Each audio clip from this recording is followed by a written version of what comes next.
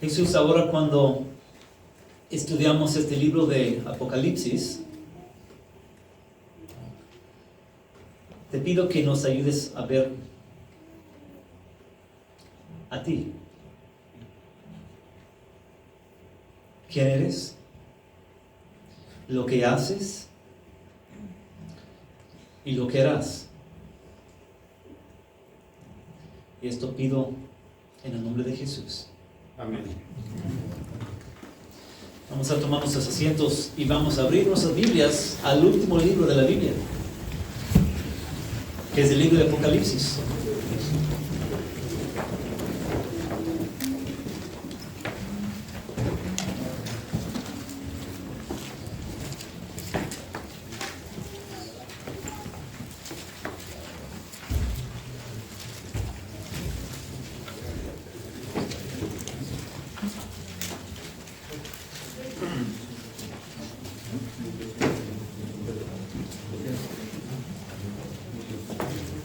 Estamos en capítulo 1 hoy, en el 1285,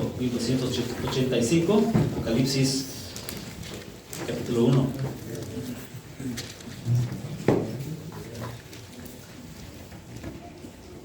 De todos los libros en la Biblia, este libro es tal vez el más famoso.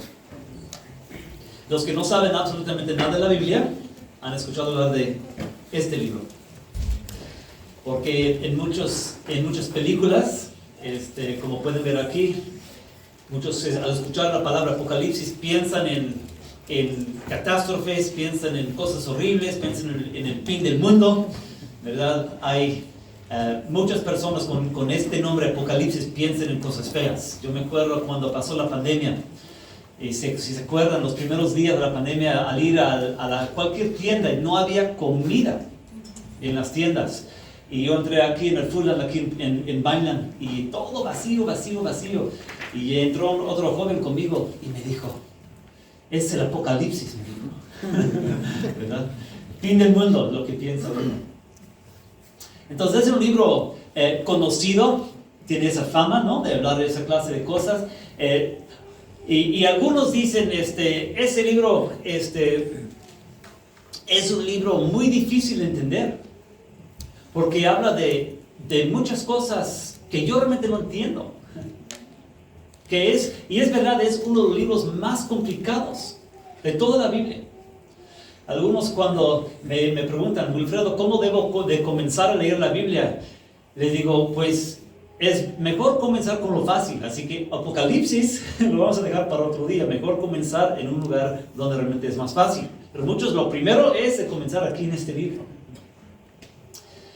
Algunos, por temor de este libro, es decir, porque se sienten confundidos, sienten, no puedo entender y mejor no leo. Pero otros llegan al otro extremo, como que tienen esa gran curiosidad, tienen como una adicción a este libro, porque piensan que al leer ese libro van a conocer bien la fecha del fin del mundo, o que van a conocer quién va a ganar la batalla entre Rusia y Ucrania, y cosas así. Leen e investigan para ver lo de nuestro mundo, lo que va a pasar. Entonces, antes de comenzar a leer unos puntos, vamos a tocar unos puntos antes de leer y estudiar este libro. En primer lugar, vamos a decir esto. La palabra Apocalipsis realmente no significa catástrofe, destrucción o fin del mundo. La palabra Apocalipsis realmente significa revelación. La revelación de Jesús. En este libro, Dios realmente está hablando y nos está revelando, mejor dicho, ¿quién es Jesús? Dios quiere que veamos más claramente quién es Jesús, lo que hace en nuestro mundo y lo que hará en nuestro mundo. Habla del presente y del futuro. Este libro habla de lo que Jesús está haciendo hoy en el cielo y lo que hará en el cielo. Sobre todo el punto de ese libro es esto, de ayudarnos a entender cómo es Jesús. Su gloria, su grandeza, su poder, su carácter, su fuerza y todo lo que se le merece. Entonces, el punto principal del libro es de ayudarnos a ver el cuadro completo de Jesús, quién es y lo que hace. Porque el detalle es que muchas cosas no vemos ni entendemos. No sé si tú has visto noticias en la tele en un evento donde tú estuviste. Las noticias a veces pintan falso la realidad, ¿no es cierto? Por ejemplo, yo me acuerdo, hace unos años había en Toronto una protesta en la ciudad de Toronto. Y en las noticias dijeron que había poca gente. Habían miles de personas aquí de este lado y en las noticias nada más filmaron los pocos que estuvieron aquí de este lado. Porque querían dar una impresión falsa de la realidad. La realidad es que ahí había muchísima gente de este lado, pero las noticias nada más mostraron este lado porque querían nada más mostrar algo chiquito, no querían mostrar la verdad. A veces pasa lo mismo en una película que han filmado. Pasa en la película, en la pantalla, lo que quieren que tú veas. Pero a veces hay fotos, a veces hay películas de cómo hacen las películas, ¿no es cierto? Y tú ves la realidad de cómo filmaron la película. Y es algo interesante ver esto. Porque cuando ves la película, nada más estás viendo lo que el director quiere que tú veas. No estás viendo el cuadro completo. El enemigo no quiere que veas el cuadro completo de la realidad espiritual. Eso es el punto. En los tiempos de Apocalipsis, los seguidores de Cristo estaban viviendo tiempos terribles. Roma, con su fuerza y su poder, estaba matando a muchos cristianos, haciendo la vida imposible de los seguidores de Cristo. Y el enemigo quería que los seguidores de Cristo dejaran de seguir a Cristo. Él quería desanimarnos. Él quería que ellos pensaran, el enemigo es quien va a ganar y no Jesús. Él quería que ellos dejaran de seguir a Cristo. Y el enemigo hace lo mismo con nosotros en nuestro tiempo.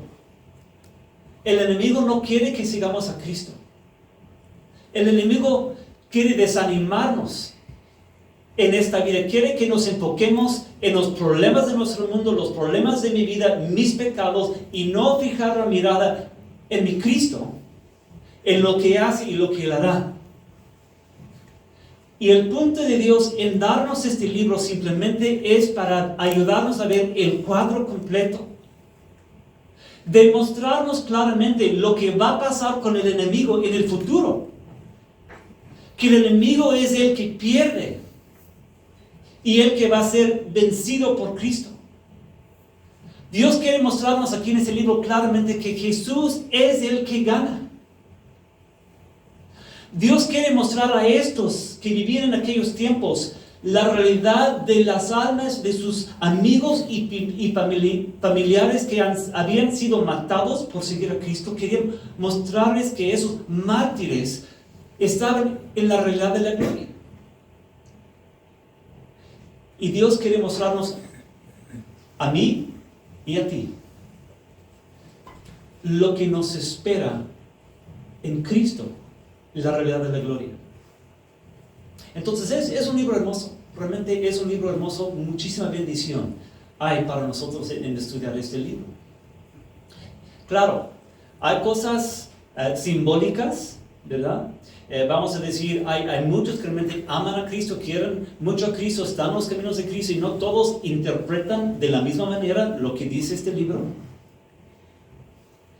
Pero vamos a decirlo así. Lo que está claro es porque Dios quiere que esté claro. Hay muchas cosas bien claras en este libro. fáciles de entender. Si está claro es porque Dios quiere que esté claro. Hay cosas no tan claras en este libro. Si es así, es porque Dios no quiere que esté tan claro. Si fuera diferente, lo hubiera dicho así, más claramente. Entonces vamos a enfocarnos en lo que sí está claro. Si tú viniste hoy pensando, excelente, vamos a estudiar ese libro, quiero saber la fecha del fin del mundo, lo siento, ¿ok? No lo vamos a descubrir. Jesús mismo dijo, no sabemos, nadie sabe la hora ni el día, solo Dios Padre. Y Dios Padre no nos ha dicho aquí en este libro, entonces lo siento, no lo vamos a descubrir en este libro, ¿verdad? Pero de que hay muchas cosas que están claras, y sí, vamos a enfocarnos en esto. Si tú vienes aquí hoy y estás fascinado por el libro de Apocalipsis, eso puede ser bueno y puede ser malo. A veces como seres humanos tenemos la tendencia de dejar a un lado lo que está claro de la Biblia y enfocarnos en lo que no está tan claro. Si tú realmente quieres estudiar este libro porque quieres saber cosas que Dios no ha revelado claramente y estás dejando a un lado cosas básicas, la fe en Cristo, arrepentimiento de pecado, de vivir una vida santa, de seguir a Cristo en tu vida diaria, eso es lo primero que tienes que poner primero. Eso es lo primero. Pero al otro lado, si tienes miedo de este libro, te voy a decir, no tengas miedo de este libro. Dios nos dio este libro. Y hay muchísima bendición en leer y estudiar ese libro. Dios no dio ese libro diciendo, solo los que tienen un doctorado en el libro pueden leer el libro. Dios dio este libro a personas normales como tú y yo, miembros de iglesias, hombres y mujeres que amaban a Jesús, que querían seguir a Jesús. Dios les dio este libro para que lo entendieran y para ayudarlos a vivir bien en el presente y terminar bien sus carreras. De fijar la mirada en Cristo y entender quién es el que nos llama, el que camina a nuestro lado y el que nos guiará bien a nuestro hogar eterno. Entonces mi oración, preparando este mensaje y los mensajes venideros de este libro, mi oración es esto: que si todavía no estás en los caminos de Cristo, quiero que veas que quieres estar en los caminos de Él. Si Él no es realmente quien manda en tu vida, que no es tu Salvador, tu Señor, yo quiero que este libro despierte en ti ganas, deseos, anhelos de decir, necesito que sea Jesús como mi Salvador. Y si estás en los caminos de Jesús, Él es tu amado Salvador, también quiero que encuentres y veas en ese libro los ánimos que Dios quiere darte por revelarte mejor quién es Jesús, porque por eso tiene el nombre que es Revelaciones o Apocalipsis. Entonces, ¿listos? ¿Listos para estudiar? Vamos a estudiar. Vamos a comenzar. Realmente no vamos en versículo 1. Quiero comenzar en versículos 9, 10 y 11 para poner contexto.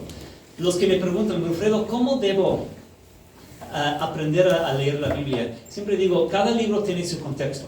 A veces el contexto se encuentra ahí mismo en el libro. Así que vamos a comenzar aquí. Versículo 9 dice quién es el autor humano del libro. Y dice en versículo 9, yo, ¿quién? Juan. ¿Cuál Juan es? Es Juan el apóstol. Es el mismo Juan que escribió el libro de San Juan, uno de los 12 discípulos de Jesús. Él es este apóstol. Y dice, yo, Juan, hermano de ustedes y compañero en el ¿qué? Como ya les dije, el contexto es de muchísimo sufrimiento, persecuciones horribles. Entonces él también, vamos a leer de esto, compañero en el sufrimiento en el reino y en la perseverancia que tenemos en unión con Cristo, estaba en la ¿qué? En la isla de Patmos, por causa de ¿qué? La palabra de Dios y ¿qué?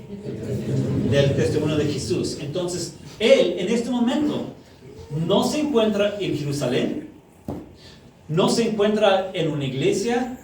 Él, bajo órdenes del emperador del Imperio Romano, está trabajando en las minas como esclavo, castigado por el Imperio Romano. Está en una isla, quiero que vean aquí en el mapa, él está en una isla y mandaban a la gente mala, según los prisioneros, los mandaban a trabajar en las minas aquí en esta isla. Es una isla chiquita, realmente pertenece hoy día a Grecia. Puedes ver, ahí está Israel, la nación de Israel. Aquí está Turquía, aquí está Grecia, aquí está Italia. Entonces, él está aquí mismo en esta isla cuando él está escribiendo esta carta. Y él está ahí sufriendo por haber predicado el mensaje de Cristo. Por eso se encontró ahí en ese momento. Entonces, versículo 10, él sigue diciendo: en el día del Señor, ¿qué? En el día del Señor para nosotros no significa nada, pero ellos en su tiempo significaba día domingo. El día del Señor significaba el domingo. ¿Por qué domingo, día del Señor? Porque es el día cuando Jesús resucitó. Algunos me preguntan por qué los domingos nos reunimos y no los sábados. Porque hay iglesias que nada más los sábados se reúnen. Y es cierto, en ningún lugar de la Biblia basta decir que en el Antiguo Testamento era el sábado, el día sagrado para Dios. En ningún lado dice que ahora es el día domingo. Pero como aquí en este lugar y otros lugares, vemos que hubo un cambio en la iglesia del Nuevo Testamento. Cuando Jesús resucitó el domingo, la iglesia comenzó igual a descansar de sus labores y reunirse, tener sus reuniones el día domingo. Y por eso la mayoría de las iglesias alrededor del mundo, el día que toman para reunirse es el día domingo, el día del Señor. Entonces él un día domingo dice: en el día del Señor vino sobre mí ¿el quién? El Espíritu. Y oí detrás de mí una voz fuerte como de trompeta que decía: escribe en un libro lo que veas y envíalo a las ¿quién? 7 iglesias: a Éfeso, Esmirna, Pérgamo, Teatira, Sardis, Filadelfia y Laodicea. Entonces él escuchó esa voz que le dijo: escribe una carta a las 7 iglesias. Así que originalmente Apocalipsis fue escrito como una carta para leerla en esas 7 iglesias. Esas iglesias están hoy en día en Turquía. Puedes ir a ver las ruinas de algunas de esas ciudades. Algunas de las ciudades existen, algunas de las ciudades ya no existen. Mi hermano Ricardo, algunos de ustedes lo conocen, estuvo ahí en Turquía, creo en noviembre fue, y fue a visitar algunas de las ruinas de esas iglesias. Entonces, esta carta fue escrita, sí, para personas que seguían a Jesús en un contexto real. Pero el mensaje no solamente es para ellos, es también para nosotros. Así que esto es el contexto del libro. Ahora vamos a volver al versículo 1 para leer lo que dice, porque es muy interesante todo esto. Versículo 1 dice: esta es la que la revelación de Jesucristo, ¿okay? Que Dios le dio para mostrar a sus siervos lo que sin demora tiene que suceder. Jesucristo envió a su ángel para dar a conocer la revelación. ¿A quién? A su siervo Juan. Así que vemos ahí que Dios Padre dio a Jesucristo esa revelación. Jesucristo se lo dio a un ángel para que él se lo comunicara directamente a Juan. Versículo 2 dice: quien por su parte da fe de la verdad, escribiendo todo lo que vio, a saber, ¿qué? La palabra de Dios y el testimonio de Jesucristo. Así que lo que Juan está diciendo, que lo que él está escribiendo aquí, da fe a la verdad, es decir, no miento. Todo lo que yo vi, todo lo que yo escuché, lo he escrito. Y es interesante, dice la palabra de Dios y el testimonio de Jesucristo. Él está muy consciente que esto no es algo que es de él. Es algo que viene de Dios y su responsabilidad es escribirlo fielmente. Mira, les cuento algo. Así directamente es como nos llegó toda la Biblia. Cada autor de cada libro, así recibió su libro. La Biblia llegó en un transcurso de miles de años diferentes, por autores diferentes, más de 40 autores diferentes. Pero cada uno de ellos, en algún momento, Dios le dijo a esa persona: toma un lapicero, un papel, escribe lo que te voy a dar. Toda la Biblia es inspirada por Dios. Quiero que entiendas esto, eso es algo fundamental en nuestro tiempo. No seguimos a ideas de hombres. No seguimos a una religión en particular. Hay un Dios invisible que quiere comunicarse a los seres humanos. Y este Dios dijo a ciertos hombres que escribieran lo que escribieron. Y hoy día eso es la Biblia. Eso es un ejemplo de lo que Dios hizo con otros. Y es tan crucial entender esto, porque la sociedad dice que seguimos una mentira, que seguimos leyendas y mitos. Muchos dicen: no, hay que confiar en la ciencia, no la Biblia. Cuando los expertos en nuestro tiempo dicen: puede haber 10 géneros diferentes o 20 géneros diferentes. No creas la Biblia. La Biblia dice: Dios hizo al ser humano hombre y mujer. Y la ciencia dice: no. En mil maneras. Nuestros hijos en las escuelas los enseñan: no creen la Biblia. Y tu corazón te dice: no cree la Biblia. Pero tenemos que creer la Biblia. Es lo primero que tenemos que ver aquí. Versículo 3 es muy, muy hermoso lo que dice. Eso es muy, muy bonito para mí. Dichoso el que lee, y dichosos los que ¿qué? Escuchan las palabras de este mensaje profético y hacen ¿qué? Hacen caso de lo que aquí está escrito, porque el tiempo de su cumplimiento está cerca. Algunos temen estudiar ese libro, pero hay bendición. Lo que Dios está diciendo: hay bendición. Dichoso el que lee, dichosos los que escuchan y dichosos los que hacen caso. No es suficiente simplemente leer o escuchar, tienes que hacer caso también, ¿verdad?, de lo que está escrito. Entonces vamos ahora a seguir leyendo. Versículo 4 dice: yo, Juan, escribo a las... ¿cuántas iglesias? 7 iglesias que están en la provincia de Asia. Mira, este número 7 va a volver a aparecer una y otra vez en esta carta. Es uno de los números simbólicos en esta carta. Significa muchas cosas, pero sobre todo significa plenitud o perfección. Entonces, cuando este libro está escrito a 7 iglesias, ¿por qué 7 iglesias? Existían más iglesias. Tú puedes ver en el mapa los nombres de las iglesias, pero sabíamos, por lo que estudiamos en 1 de Pedro, existían iglesias aquí en Italia, existían iglesias en Jerusalén. ¿Por qué esos 7? Algunos piensan porque es el número de perfección, el número de plenitud, es decir, como representantes a las demás iglesias. Unos piensan tal vez porque Juan conocía, tenía como una relación pastoral con los miembros de esas iglesias. Pero sobre todo entendemos que cuando Dios escribe esas palabras a las 7 iglesias, también eso incluye a nosotros, ¿verdad?, en nuestro tiempo, no simplemente para ellos. Entonces él sigue diciendo, versículo 4: yo, Juan, escribo a las 7 iglesias que están en la provincia de Asia, gracia y paz a ustedes, de parte de aquel que es y que era y que ha de venir. Eso es Dios Padre. Dios Padre es eterno. Vamos a volver a esta frase porque vuelve a aparecer cuando terminamos en versículo 8. Eso es Dios Padre, el que era y que es y que ha de venir. Y dice, también de parte de los 7 espíritus que están delante del trono. Entonces muchos piensan 7 espíritus representan realmente uno, que es el Espíritu Santo. Entonces, gracia y paz, el saludo es de parte de Dios Padre, de parte del Espíritu Santo, y versículo 5, y de parte de Jesucristo. Entonces muchos están diciendo aquí, mira, es decir, Dios, el trino Dios.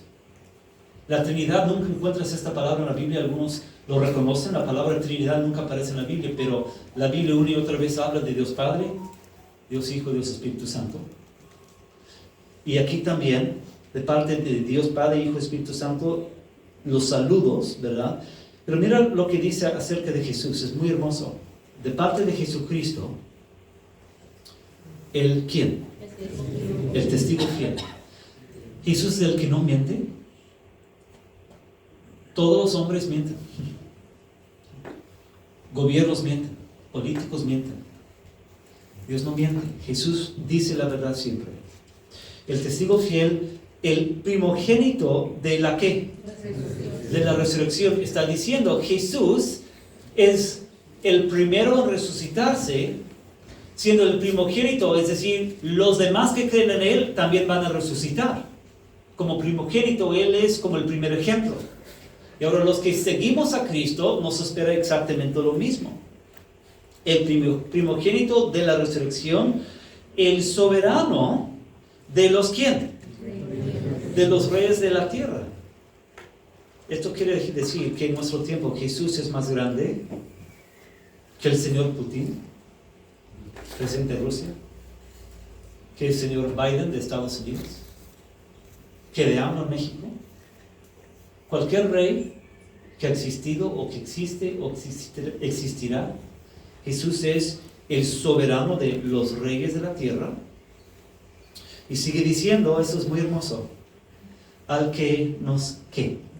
Nos ama. Mira, Jesús es el rey de todo el mundo, pero también ama al ser humano. Nos conoce por nuestros nombres. Y si tú estás en los caminos de Él, perdonado, te ama. Te conoce totalmente,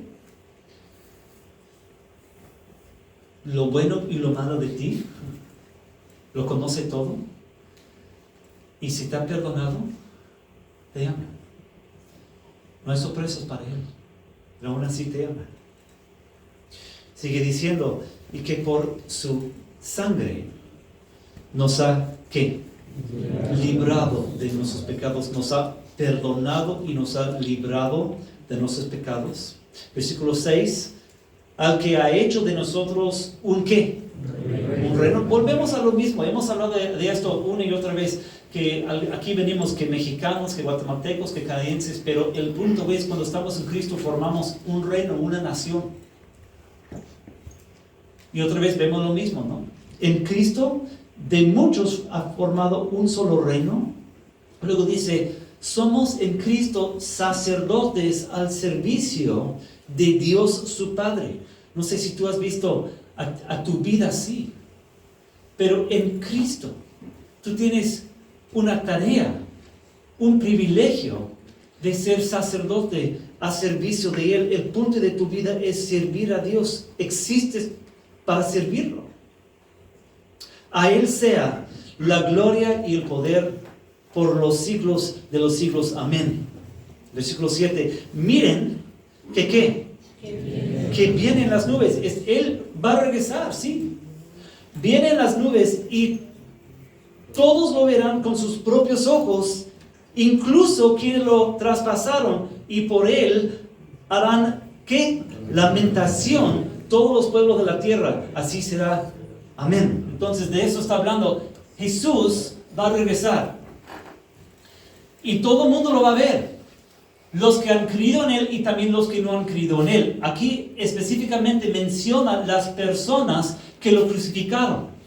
Las personas que no creyeron en Él, en algún momento lo van a ver con sus ojos. Tú vas a ver a Cristo con tus ojos en ese momento. No como el niño en una cuna, no como el Jesús crucificado, sino el vencedor, el Jesús victorioso. Pero es muy triste lo que dice aquí. Por Él harán lamentación todos los pueblos de la tierra, porque los que lo han rechazado. Para ellos ese momento sería lo más triste. Ellos van a llorar lamentando que habían rechazado a Jesús. Se me hace pensar en los días de Noé. Noé, que por 120 años estuvo ahí en la construcción del arca, predicando por 120 años a las personas. Va a venir un diluvio. Si quieres salvarte a ti y a tu familia, éntrate al arca. ¿Y cuántos creyeron en él? ¿Fuera de su familia? Nadie. Solo su esposa, sus hijos y las esposas de sus hijos. Y nadie más.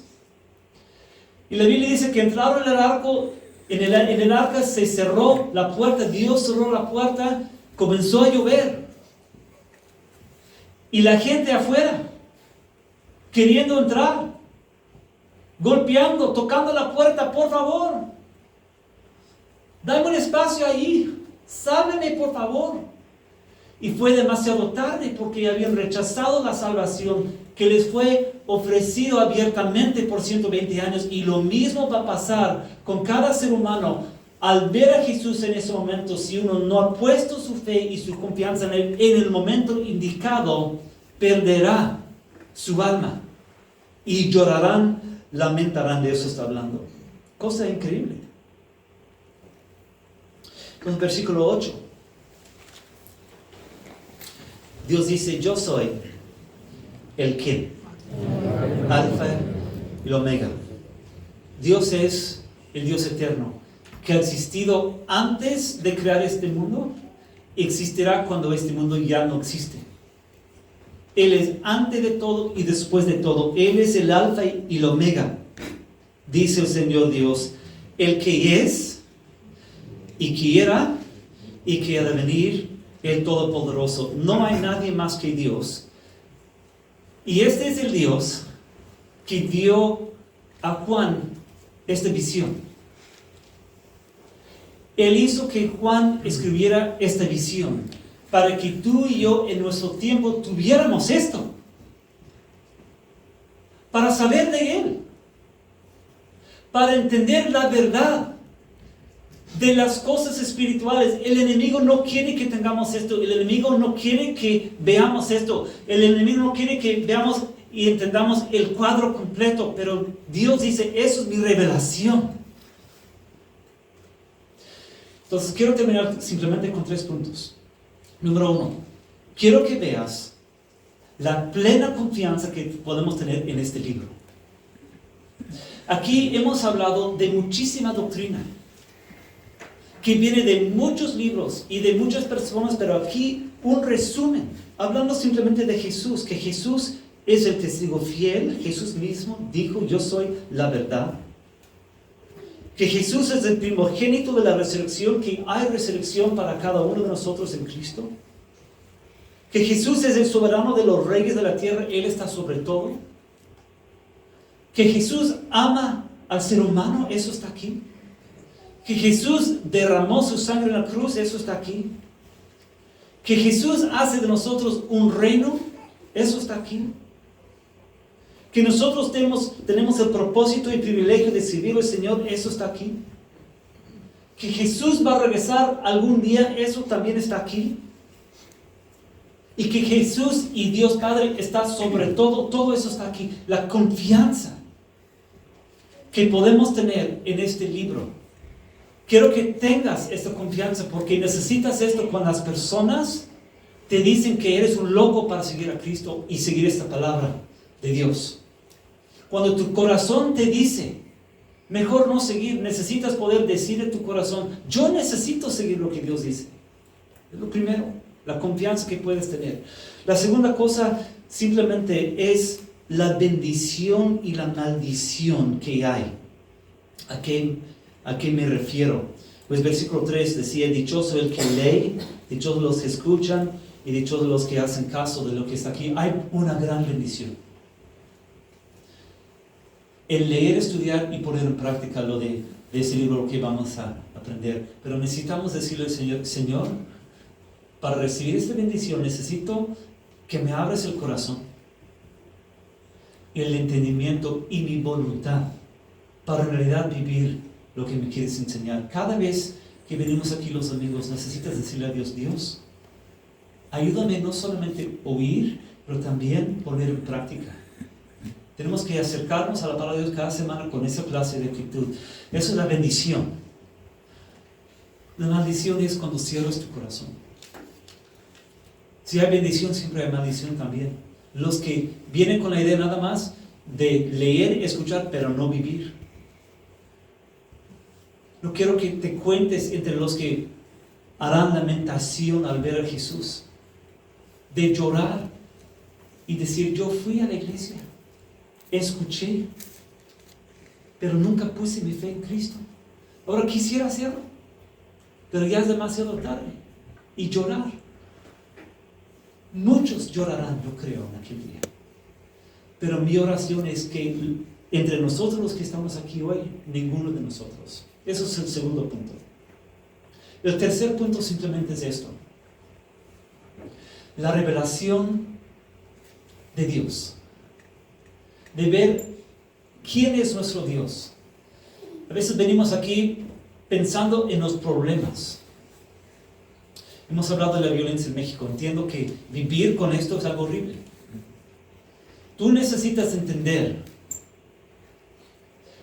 que en el reino de Jesús no va a pasar esto. Y que hay uno que es más grande que los narcos. Y su nombre es Jesús. Y Él es el que tiene la última palabra. Tal vez vienes aquí muy cansado de enfrentar noticias tan horribles como la muerte de alguien en tu familia. O que otra vez cáncer a alguien más.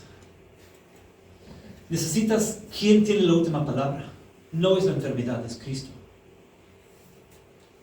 Tal vez vienes aquí hoy cansado porque en esa semana pasada fallaste a Dios otra vez con la misma cosa y te sientes frustrado contigo mismo.